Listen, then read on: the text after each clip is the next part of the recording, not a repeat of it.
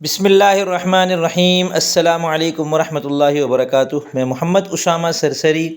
تعلیم النحو صفحہ نمبر 83 کھولیں، 83۔ افعال مقاربہ آج ہم پڑھیں گے۔ افعال کی مختلف قسمیں پڑھ رہے ہیں، تو ہم نے پچھلے سبق میں افعال ناقصہ پڑھا، اس سبق میں ہم افعال مقاربہ پڑھیں گے۔ یہ افعال در حقیقت افعال ناقصہ ہی کی ایک قسم ہیں، اس لیے ان افعال کے اسم کو مرفوعات میں اور خبر کو منصوبات میں ذکر نہیں کیا گیا۔ یہ یہاں کے حاشیے نمبر 1 میں بڑی قیمتی بات لکھی ہے، اس کو دیکھ لیجئے گا۔ افعال مقاربہ یہ 3 قسم کے ان کے ترجمے ہوتے ہیں، قریب ہے، امید ہے اور ہونے لگا ہے۔ یہ 3 قسم کے ترجمے پر مبنی ہوتے ہیں، مبتدا خبر پر داخل ہوتے ہیں، اور اسی طرح مبتدا کو ان کا اسم اور خبر کو ان کی خبر کہا جاتا ہے۔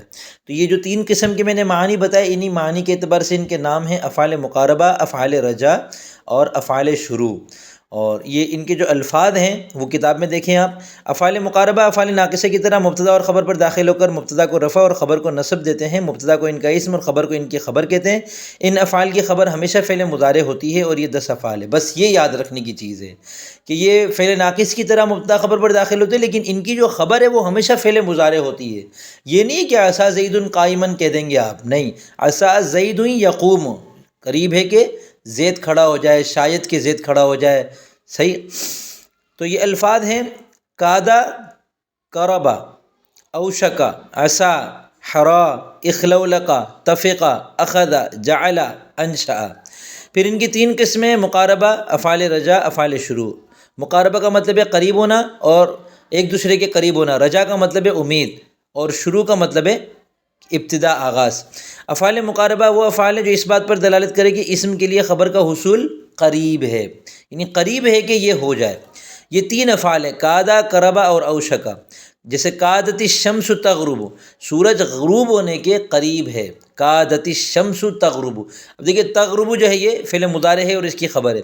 کادا اور قربا کی خبر اکثر ان ناصبہ کے بغیر ہوتی ہے، جیسے کادت الشمس تغرب، اور اوشکا کی خبر اکثر ان ناصبہ کے ساتھ ہوتی ہے، جیسے اوشک الوقت ان ینتہی، قریب ہے کہ وقت ختم ہو جائے۔ افعال رجا وہ افعال ہیں جو اس بات پر دلالت کریں کہ متکلم کو خبر کے حصول کی امید ہے۔ یہ بھی 3 افعال ہیں، عصا، حرا اور اخلولقا۔ جیسے عصا المذنب ان یتوبا، شاید امید ہے کہ گناہ گار توبہ کر لے، مذنب گناہ گار کو کہتے ہیں۔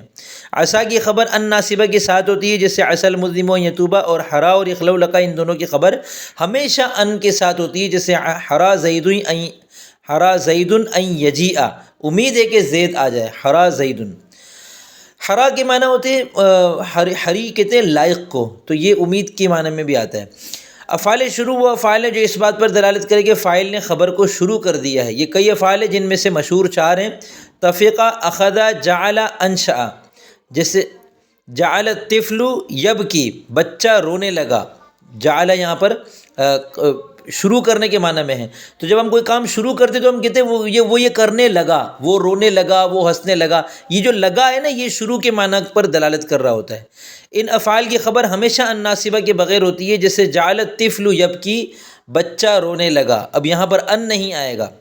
ان افعال میں سے عصا، اوشکا اور اخلولقا تام بھی استعمال ہوتے ہیں، یعنی صرف ان کے ساتھ فعل کے بعد صرف فاعل آ جاتا ہے۔ اس صورت میں ان کے بعد فعل مضارع منصوب بان ناصبہ ہوتا ہے، جیسے عصا ان یتوب المذنب، کہ قریب ہے، امید ہے کہ گناہ گار توبہ کر لے۔ اب یہاں پر ان جو ہے وہ یتوب المذنب کو مصدر کی تعویل میں کر کے، اب یہ مصدر کی تعویل میں ہو کر بنے گا توبۃ المذنب، تو عصا توبۃ المذنب یا عصت توبۃ المذنب، یہ یوں اس کی عبارت بنتی ہے، اور یہ فعل فاعل کہلاتے ہیں۔ ان یتوب المذنب بتاویل مصدر عصا تامہ کا فاعل ہے، اس کا یہی مطلب ہے، ٹھیک ہے۔